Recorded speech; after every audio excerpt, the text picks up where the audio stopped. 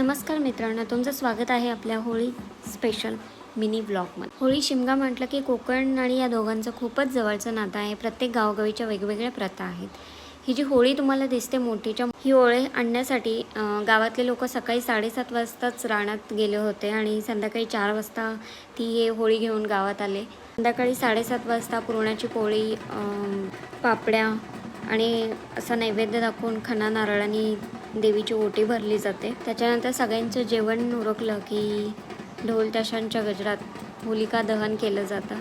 प्रत्येकाच्या घरातला नारळ अर्पण केला जातो आणि मग त्या भाजलेल्या नारळाचा प्रसाद सगळ्यांना वाटला जातो. आणि गावातली अजून एक अशी प्रथा आहे की दुसऱ्या दिवशी या होळीच्या निखाऱ्यांवरती, आगीवरती पाणी तापवलं जातं आणि ते पाणी अंघोळीसाठी नेलं जातं. कोकणातील कोणत्या कोणत्या गावात अशी प्रथा आहे नक्की सांगा. Thank you so much for watching. Bye.